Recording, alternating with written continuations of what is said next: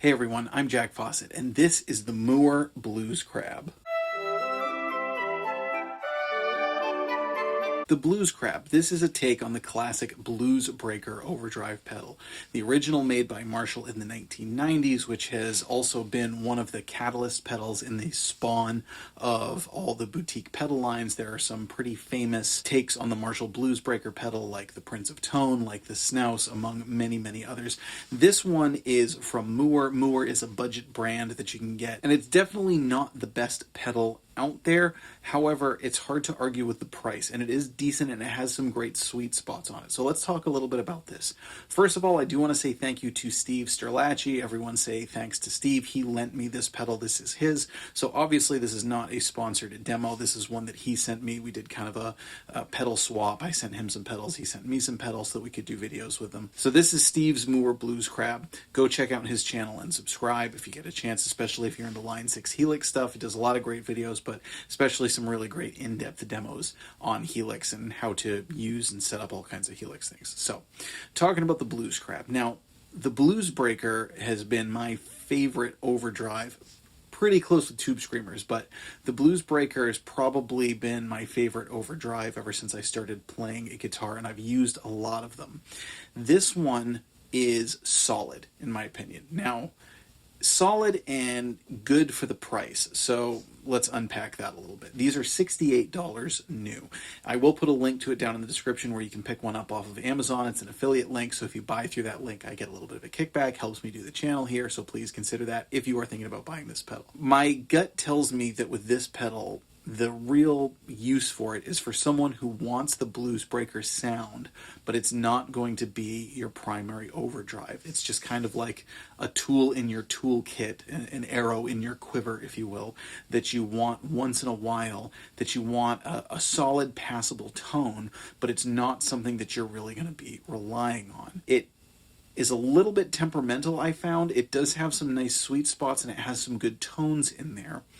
I think comparatively to other Bluesbreakers, again, it's definitely not the best, but it's, about half the price, just shy of half the price of one of the next best Bluesbreakers that I know of, which would be the Vic Audio Mount Pleasant. So again, you can invest a lot of money in Bluesbreaker clones. If you're going for something like a Prince of Tone or a Snouse, you can put some dollars down to get a really high quality Bluesbreaker clone. Or if you want to go the vintage route and get an actual Marshall from the 90s, those have gotten really expensive.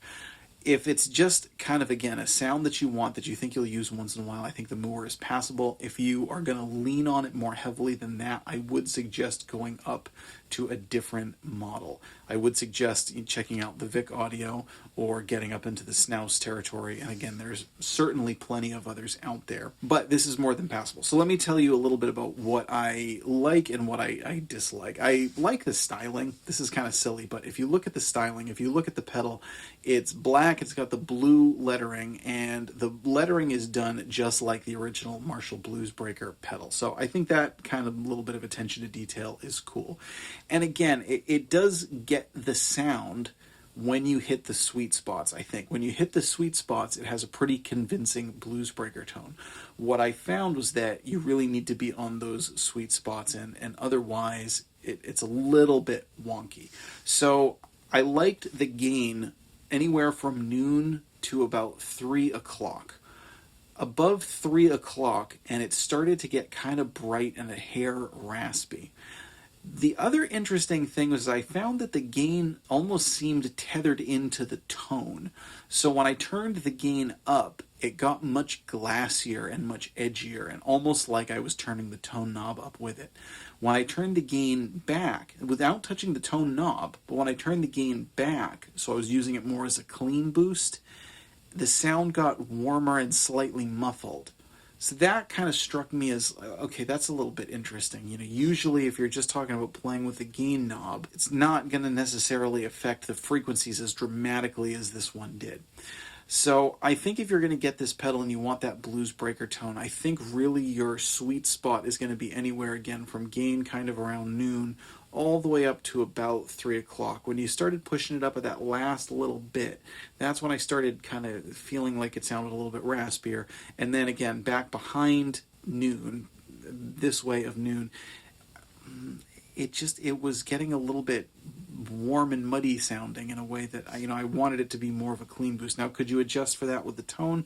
Sure, but it's an idiosyncrasy to be aware of when you're talking about getting this pedal again versus other bluesbreaker pedals. So you just heard it with a Stratocaster loaded with Seymour Duncan lipstick pickups. Now we're going to hear it with a Gibson SG plugging into a Franklin Amps Tweed 5E3 going into a 210 cabinet. Let us know what you think. Do you have the Mooer Blues Crab? How do you run it? Do you have another bluesbreaker clone? Again, I am going to put that link in the description if you are interested in this one. I think it is a solid pedal. I definitely think there are some great tones you can get out of it, especially if you want to run it in one of those sort of sweet spot ways. And it's definitely a good option for people who want the bluesbreaker sound, but again, just kind of having that sound available as opposed to shelling out big dollars for a higher end hand-wired boutique style version. So let us know what you think of the Blues Crab. Let us know if you use one. I'm Jack Fossett. Please stick around for some tones from the Gibson SG, and I hope you enjoy the rest of the video.